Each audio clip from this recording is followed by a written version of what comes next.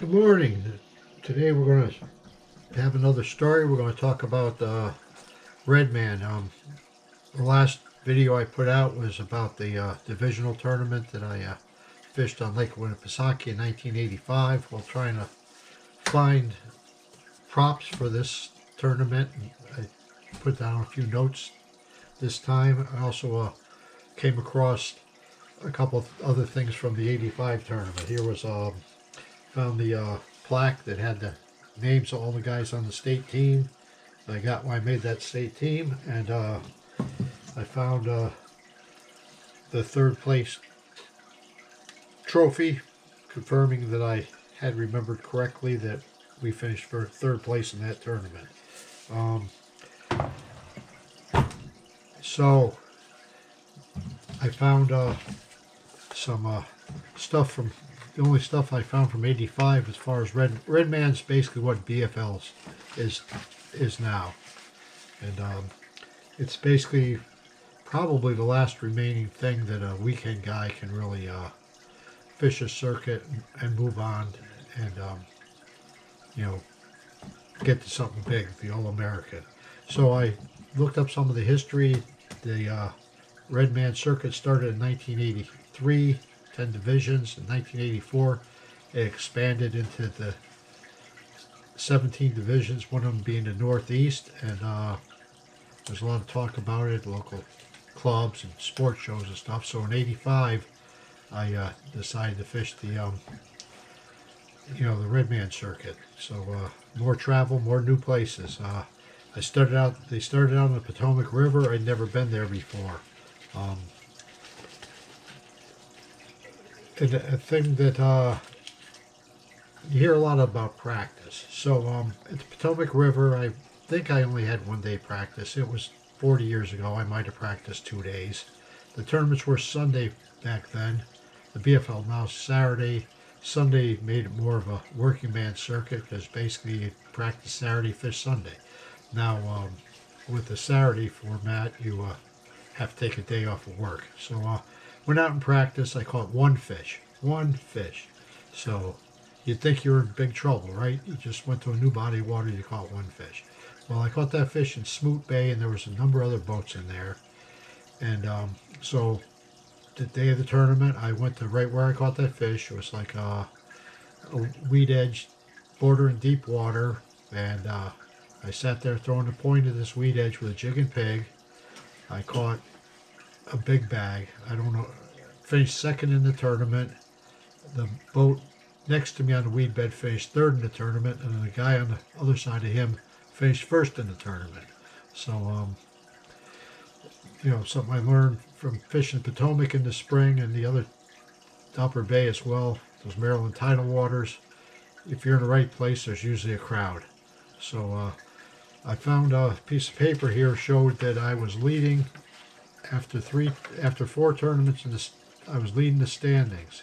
And this list of names, I was glad I found this because this is really when I started meeting some more notable anglers. Here, second place is Bill Albright. He Pennsylvania guy that ran a circuit, and he was on the top 100 at the time. Randy Romig, he finished second at the 91 Classic, was a pretty notable full-time pro, probably one of the most successful pros from the Northeast, and in the 80s, and I think he might even fished into the 70s. Another angler that I first met on this circuit was Herb Reed. Herb Reed's owns Lunker City Boat. He invented the Sluggo, which will become important in a future video. Dick Garlock, people might have heard of him. He was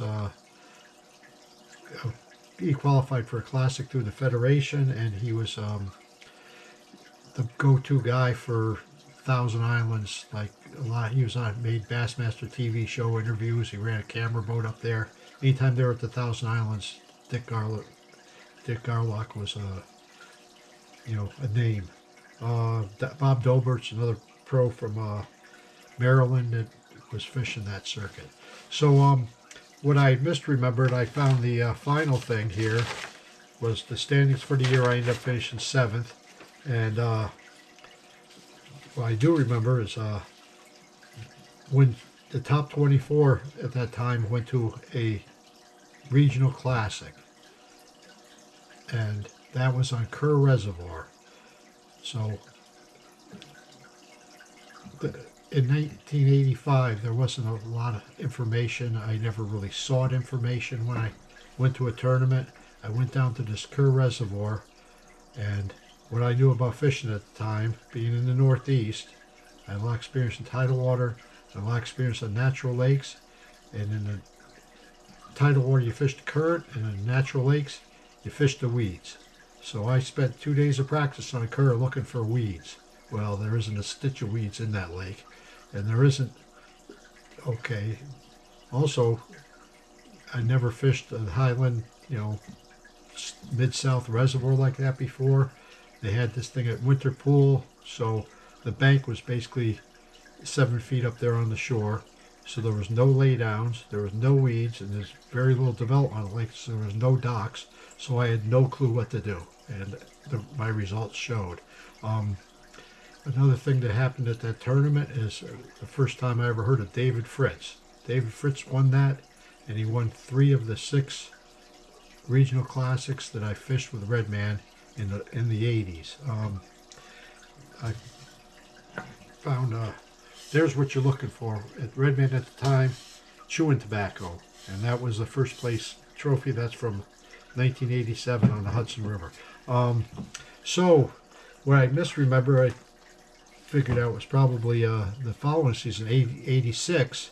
I was 4 tournaments in and mathematically locked into the top 24, where the point system, I couldn't get knocked out of the top 24, and being on a budget, and I was young and all that, fishing these things on the weekend, any place I could save a buck, I always tried to save a buck. And last tournament in that season was on Raystown Reservoir in Pennsylvania, and I never heard a good thing about this Raystown Reservoir, and there was no prize for being Angler of the Year, so I skipped it. I didn't go because I didn't need it to make the regional.